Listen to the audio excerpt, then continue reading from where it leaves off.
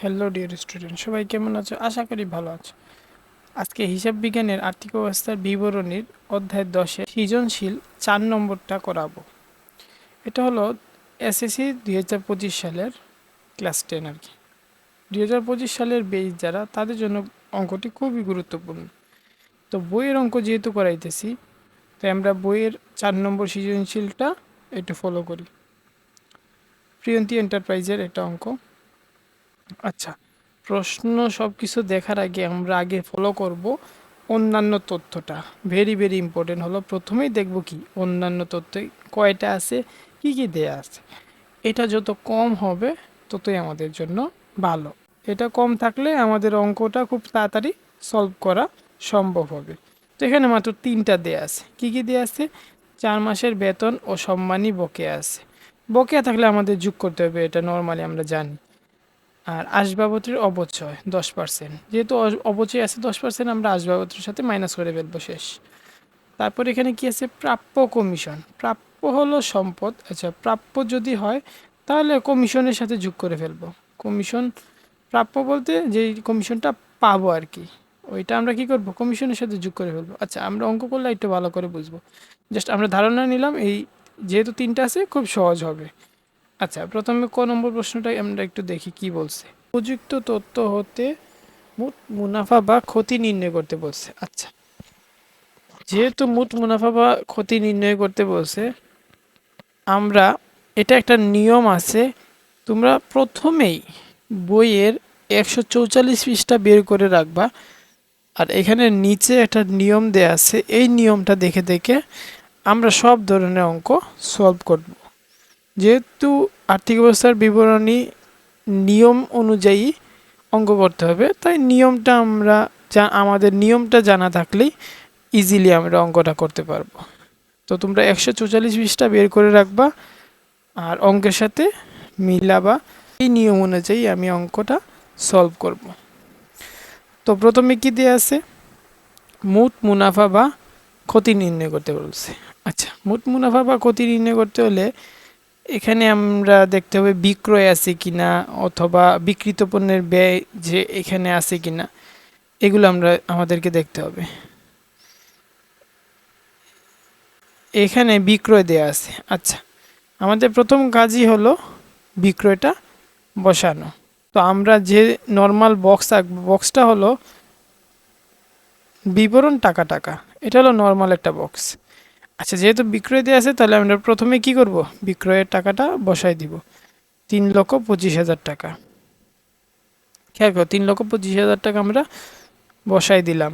এখন আমাদেরকে মাইনাস করতে হবে বিক্রিত পণ্যের ব্যয়। এটা আমাদের নিয়ম অনুযায়ী আমি বসাই দিছি, তোমরা 144 পৃষ্ঠায় নিয়মটা দেখতে পারবা। তাহলে মাইনাস করতে হবে বিক্রিত পণ্যের ব্যয়।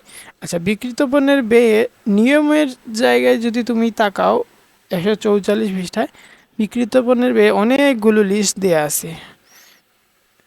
বাট এইখানে যে বিষয়টা বলছে, বিক্রিত পণ্যের ব্যয়ের অ্যামাউন্টটা ডাইরেক্টলি বলে দিছে। বিক্রিত পণ্যের ব্যয়ের অ্যামাউন্টটা কি করছে? ডাইরেক্টলি বলে দিছে। তারাই হিসাব টিসাব করে ফুল আনসারটা দিয়ে দিছে, 1,52,000। আমাকে আর কি করতে হয় নাই, ভেঙে ভেঙে কাজ করতে হয় নাই, তারা ভেঙে ভেঙেও দেয় নাই, ডাইরেক্টলি আমাদেরকে বসাই দিছে। বাট বিক্রিত পণ্যের ব্যয় কিন্তু অনেকগুলো এন্ট্রি বসে, যেমন প্রারম্ভিক মজুত পণ্য, ক্রয়, তারপর ক্রয় ফেরত, আমদানি শুল্ক, এই জিনিসগুলো বসে। যেহেতু এগুলো দেয় নাই, ডাইরেক্টলি বিক্রিত পণ্যের ব্যয় দিয়ে দিছে, তাই আমরা কি করব? বিক্রয় থেকে ডাইরেক্টলি বিক্রিত পণ্যের ব্যয়টা মাইনাস করে ফেলবো। মাইনাস করলেই আমাদের আনসারটা চলে আসবে। যদি মাইনাস করি, আনসার আসে 1,73,000। এটাই হলো আমাদের কর আনসার, শেষ। কত ছোট্ট একটা অঙ্ক, খুব ইজিতে আমরা সলভ করে ফেললাম। পরবর্তীতে আমি খ নম্বরটা করব। আচ্ছা, এই ভিডিওতে আমি ক, খ, গ তিনটাই দেখাই দিব। ভিডিওটা একটু লং হতে পারে, তোমরা মনোযোগ দিয়ে এই ভিডিওটা ফলো করবা, তাহলে খুব ইজিলি তুমি এই আর্থিক অবস্থা বিবরণী সলভ করতে পারবা। ওকে, এখন আমরা দেখি খ নম্বরটা। মোট মুনাফা 1,73,000 টাকা ধরে বিশদ আয় বিবরণী প্রস্তুত করো। আচ্ছা, তাহলে তারা আমাকে কি দিছে? মোট মুনাফা দিয়ে দিছে। এখন আমরা বিশদ আয় বিবরণী নির্ণয় করতে হবে। তাহলে বিশদ আয় বিবরণীটা কি? নিট মুনাফা। বিশদ আয় বিবরণী মানে কি? নিট মুনাফাও লেখা থাকতে পারে অথবা নিট লাভটাও লেখা থাকতে পারে, লাভ বা ক্ষতিও লেখা থাকতে পারে। তারা দিয়ে দিছে বিশদ আয় বিবরণী, তাই আমরা এভাবে লিখব যে 4 নং প্রশ্নোত্তর খ, প্রিয়ন্তী এন্টারপ্রাইজের বিশদ আয় বিবরণী, আর তারিখ দিয়ে দিব আমরা এটা। আর বক্সটা নামটা আমি লিখি নাই, বাট বক্সটা সেম হবে, বিবরণ টাকা টাকা টাকা, 3টা টাকার ঘর হবে। যখন বিশদ আয় বিবরণী এবং আর্থিক অবস্থার বিবরণী 2টা করবা তখন আমরা কি দিব? 3টা টাকার ঘর দিব। কতে আমার 3টা টাকার ঘর দরকার হয় না, তাই আমরা 2টা দিয়েই কমপ্লিট করছি, বাট খতে কি করবা? 3টা টাকার ঘর দিবা। আচ্ছা, এখন আমরা নিয়মের কথা বলি। যেই নিয়মটা আমরা ফলো করব এইটা হলো, তুমি বইয়ের 145 পৃষ্ঠায় দেখলে পাবা, 145 পৃষ্ঠার মধ্যে দেয়া আছে যে পরিচালন ব্যয় থেকে দেয়া আছে। বুঝতে পারছি কি দেয়া আছে? পরিচালন ব্যয় থেকে দেয়া আছে। ওইটা দেখে দেখে আমরা এই অঙ্কটা সলভ করব। তো নিয়ম অনুযায়ী প্রথমে মোট মুনাফা বসাতে হবে। মোট মুনাফা 1,73,000 টাকা। এইটা আমাদেরকে কি করতে হবে? প্রথমেই বসাতে হবে, আর এটা বসাতে হবে থার্ড কলামে। ওকে, তারপর আমাকে মাইনাস করতে হবে পরিচালন ব্যয়। কি করতে হবে? পরিচালন ব্যয়টা মাইনাস করতে হবে। এখন আমরা নিয়ম অনুযায়ী পরিচালন ব্যয়ের লিস্টগুলো বসাবো। পরিচালন ব্যয়ের মধ্যে অনেকগুলো লিস্ট আছে, ওইটা আমরা দেখে দেখে বসাবো। যেটা থাকবে ওইটা বসাবো, আর যেটা থাকবে না ওইটা আমার বসানোর কোনো দরকার নাই। আচ্ছা, এখন আমরা দেখি এখানে পরিচালন ব্যয় কি কি আছে। এখানে যদি আমরা একটু ফলো করি যে বেতন ও সম্মানী, এটা কিন্তু পরিচালন ব্যয়। বেতন ও সম্মানী কি? পরিচালন ব্যয়। কত টাকা? 72,000 টাকা। এখন খেয়াল রাখতে হবে অন্যান্য তথ্যে বেতন ও সম্মানী নিয়ে কোনো কিছু আছে কি না। একটা এন্ট্রি দেখব, সাথে সাথে আমরা অন্যান্য তথ্যের মধ্যে দেখব যে এটা নিয়ে কোনো তথ্য লিখা আছে কিনা। এখন বেতন ও সম্মানী 72,000 টাকা, আর এখানে বলে দিছে কি 4 মাসের বেতন ও সম্মানী বকেয়া আছে। বকেয়া মানে কি? বকেয়া হলো বাকি রাখছে। 4 মাসের বেতন কি করে নাই? 4 মাসের বেতন দেয় নাই। তাহলে আমাকে কি করতে হবে? 4 মাসের বেতন এড করতে হবে, অর্থাৎ দিতে হবে, দিয়ে আমাকে হিসাব করতে হবে। এখন আমরা কি করব? বেতন ও সম্মানী 72,000 টাকা, এই 72,000 টাকা আমরা ডাইরেক্টলি বসায় দিব। এই যে বেতন ও সম্মানী বসায় দিব কত? 72,000 টাকা। এখন আমরা যোগ করব কি? যেহেতু বকেয়া বাকি আছে, বাকিটা আমরা কি করতে হবে? যোগ করতে হবে। খেয়াল করো 36,000 টাকা কিভাবে আসলো? এটাই তো প্রশ্ন। 36,000 টাকা কিভাবে আসলো? এখানে দেয়া আছে তো 4 মাসের, তাহলে আমরা বের করব কিভাবে? একটা জিনিস মাথায় রাখবা, যেহেতু 4 মাসের বাকি আছে, তাহলে আমরা দিছি কয় মাসের এটা দেখবা। যেহেতু আমরা অঙ্ক করতেছি 1 বছরের, অর্থাৎ 12 মাসের অঙ্ক করতেছি। তাহলে 12 মাস থেকে যদি আমরা 4 মাস বাকি থাকে, 4 মাস বাদ দিই, কয় মাস থাকে? তাহলে 8 মাস থাকে। তাহলে এটা আমরা কত মাস দিছি? 8 মাসের 72,000 দিছি। আমরা কি করব? এই যে 72,000 টাকাটা আমরা 8 দিয়ে ভাগ করে ফেলবো। 8 দিয়ে কি করব? ভাগ করে ফেলবো। ভাগ করলে কত আসে? 9,000 টাকা। কত হাজার? 9,000 টাকা। 9,000 টাকা তো 1 মাসের, যেহেতু 4 মাসের কথা বলছে, তাহলে 9 দিয়ে আমরা কি দিব? 4 ইন্টু দিব। 9 দিয়ে যদি আমরা 4 ইন্টু দেই তাহলে আমাদের আনসার আসে 36,000 টাকা। আনসার কত আসে? 36,000 টাকা। বুঝতে পারছি? তাহলে আমরা কিভাবে বের করব? 72,000 টাকা 8 দিয়ে আমরা ভাগ দিব। ভাগ দেওয়ার পরে 4 মাসের যেহেতু বাকি বলছে, এই 4 মাস 4 দিয়ে ইন্টু দিয়ে দিব। তাহলে ইন্টু দিলে আমাদের আনসার আসে কত? আমাদের আনসার আসে 36,000 টাকা। তাহলে এখন আমরা কি করব? এই দুইটা যোগ করব। যোগ করলে আমাদের আনসার আসে কত? 1,08,000 টাকা। কত আসে? 1,08,000 টাকা। ওকে, এখন আমরা দেখব আর কোনো আমার পরিচালন ব্যয় আছে কিনা। প্রশিক্ষণ ভাতা, এটাও কিন্তু কি পরিচালন ব্যয়। প্রশিক্ষণ ভাতা কত? 18,800, এটা আমরা বসাই দিব। তারপর দেখব আমরা আর কোনো পরিচালন ব্যয় আছে কিনা। কমিশন প্রদান, আচ্ছা কমিশন প্রদান, এখানে শুধুমাত্র কি দিছে? কমিশন দিছে, বাট টাকা কিন্তু দুই দিকে দিছে। কয় দিকে দিছে? ডেবিট দিকেও দিছে, ক্রেডিট দিকেও দিছে। সহজ হিসাব, টাকা যদি ডেবিট দিকে থাকে কমিশন প্রদান, টাকা যদি ক্রেডিট দিকে থাকে কমিশন প্রাপ্তি। ডেবিট দিকেরটা ব্যয় হয়, ক্রেডিট দিকেরটা প্রাপ্তি হয়। এটা আমি আরও আগেও বলছিলাম, এখনও আবার বলতেছি। তো কমিশন প্রদান কোনটা হবে? ডেবিট দিকের টাকাটা বসবে। আর কোনো কিছু আছে কি না? ভাট প্রাপ্ত ভাট্টা, এটা আয়। আচ্ছা, এখানে আর কিছু নাই, বাট আরেকটা বিষয় আছে, আসবাবপত্রের অপচয়। আমাদেরকে কি করতে হবে? আসবাবপত্র বসাতে হবে, আর আসবাবপত্রের 10% যেহেতু অপচয় বলছে, 10% অপচয়টা বের করতে হবে।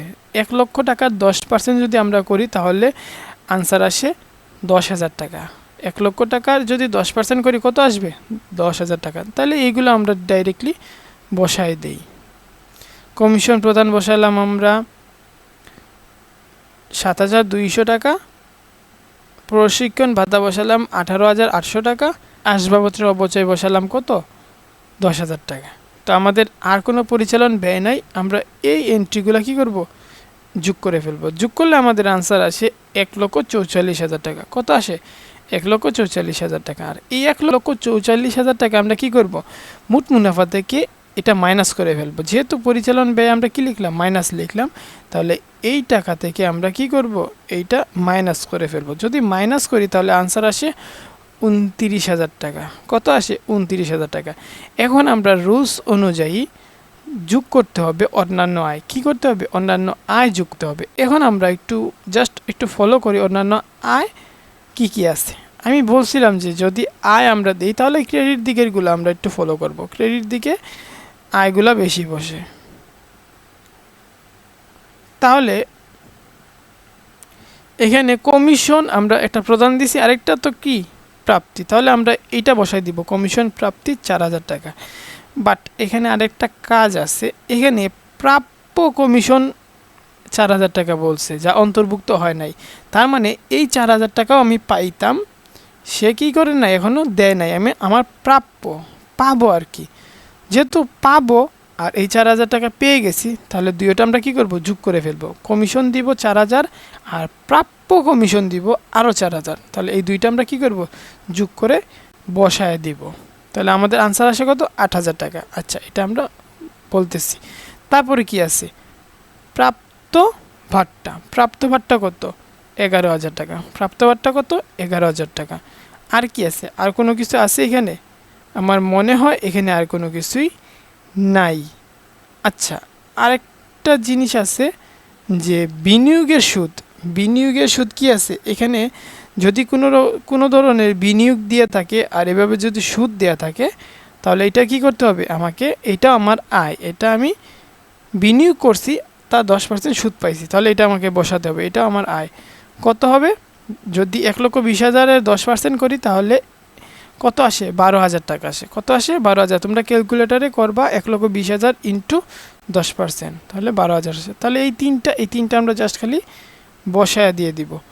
এই যে প্রাপ্ত কমিশন 4,000 দিলাম, আর প্রাপ্য যেটা কমিশন যেটা আমরা পাবো ওইটা 4,000 টাকা। তাহলে দুইটা যোগ করলে কত হয়? 8,000 টাকা। তাহলে আমরা 8,000 টাকা এখানে বসাই দিলাম। পরবর্তীতে আর কি আসছিল?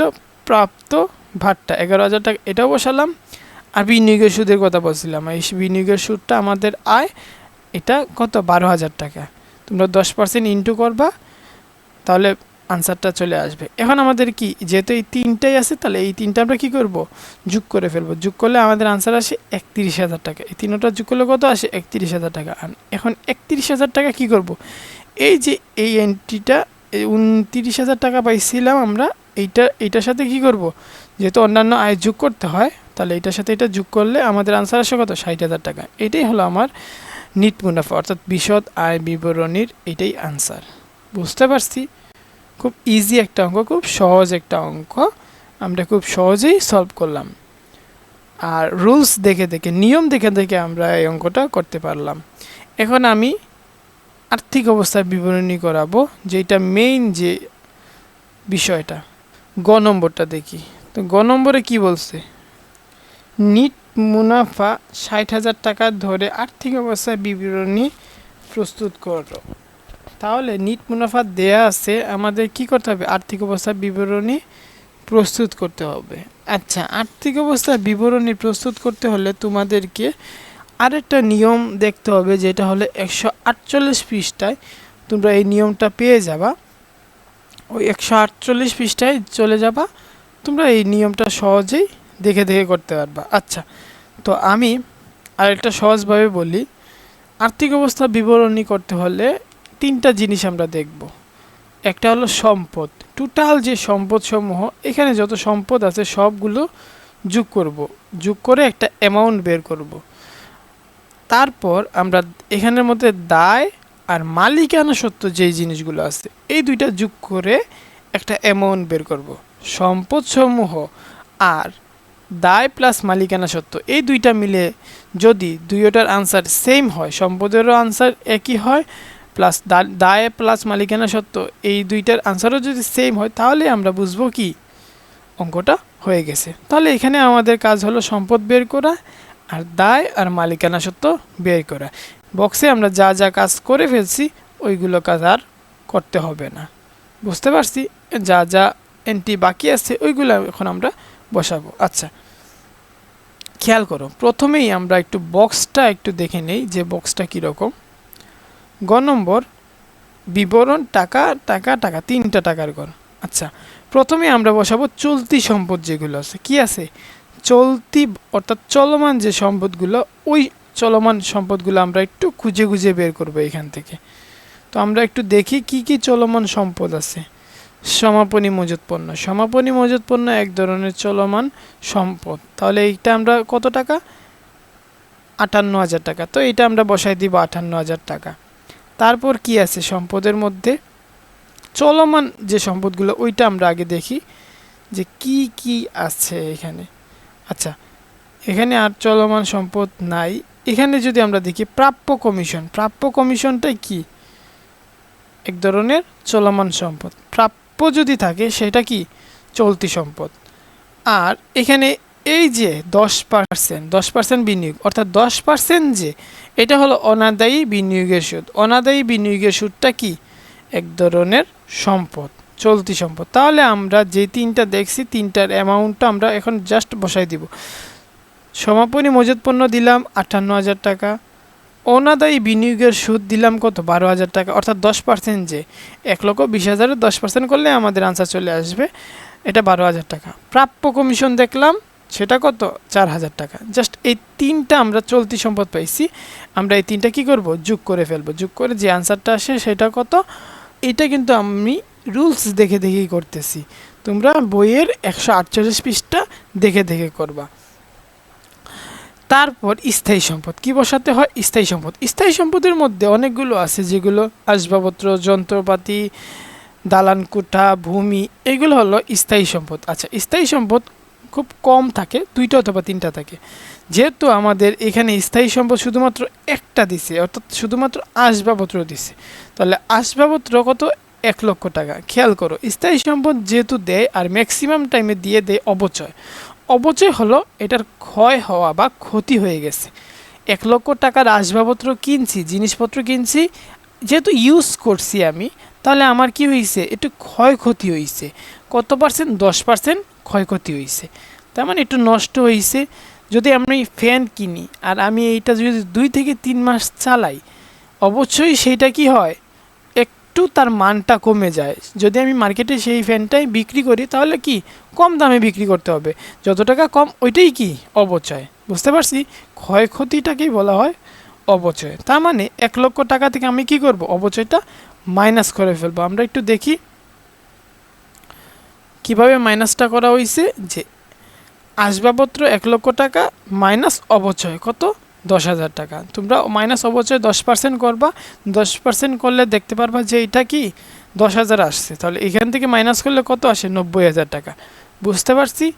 আচ্ছা, আরেকটা আছে সম্পদ, যেটা হলো সবচেয়ে বড় যে সম্পদটা, দীর্ঘমেয়াদী সম্পদ। বিনিয়োগ, বিনিয়োগটা হলো দীর্ঘমেয়াদী সম্পদ, অনেক দিনের জন্য।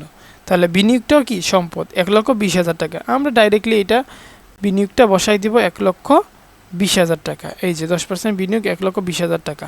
আমাদের আর কোনো সম্পদ নাই, তাই আমরা কি করব? এইগুলা যোগ করে ফেলবো। যোগ করলে আমাদের আনসার আসে 2,84,000 টাকা। কত আসে? 2,84,000 টাকা। ওকে, এখন আমাদের নিয়ম অনুযায়ী আমাদেরকে বসাতে হবে দায় প্লাস মালিকানা সত্ত্ব। কি বসাতে হবে? দায় প্লাস মালিকানা সত্ত্ব। এখন আমরা যেহেতু প্রথমে আমরা মালিকানা সত্ত্বটা দিয়ে দিই, মালিকানা সত্ত্বের আমরা কি করব, প্রথমে মালিকানা সত্ত্বটা দিয়ে দিই। মালিকানা সত্ত্বের প্রথমেই বসাতে হবে মূলধন। কি বসাতে হবে? মূলধন। এটা মাথায় রাখতে হবে, প্রথমে কি বসাতে হবে?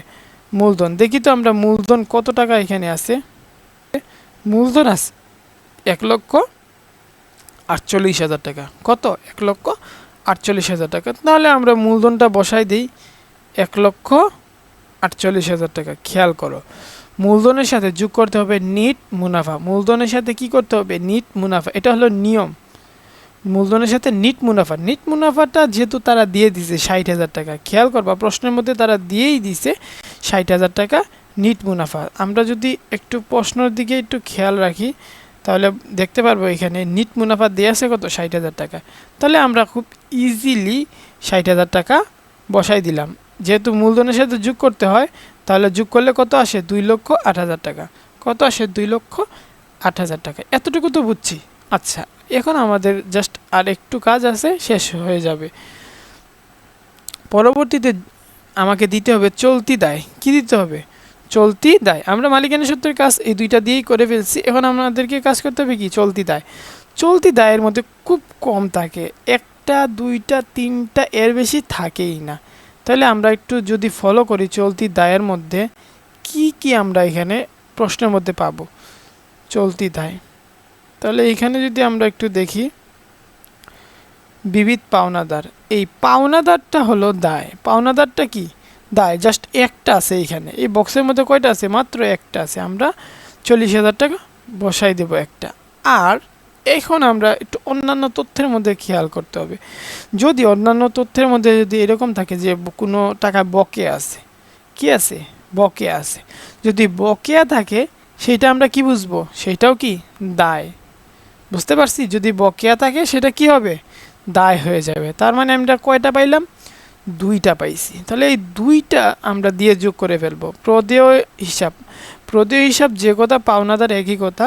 আর প্রদেয়টা ব্যবহৃত হয় খুব বেশি, তাই আমি প্রদেয়টা দিয়ে দিলাম। তোমরা পাওনাদার দিলেও দিতে পারো, সমস্যা নাই। পাওনাদার হিসাব।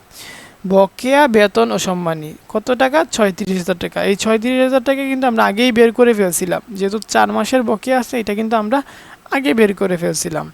তাই 40,000 যোগ 36,000 টাকা কত হয়? 76,000 টাকা। এখন আমরা কি করব? এই মূলধনের সাথে এই 76,000 টাকা দায়টা আমরা কি করব? যোগ করে ফেলবো। যোগ যদি তোমরা করো তাহলে দেখবা যে আনসার আসে 2,84,000 টাকা। তার মানে দুইটার অ্যামাউন্ট মিলে গেল। সম্পদ যেই টাকা, দায় প্লাস মালিকানা সত্ত্ব মিলেই ঠিক তত টাকাই। তাহলে আমাদের আনসার মিলে গেল। এটাই হলো উত্তর। তো খুব সহজেই আমরা শেষ করতে পারলাম। দেখা হবে নেক্সট ক্লাসে।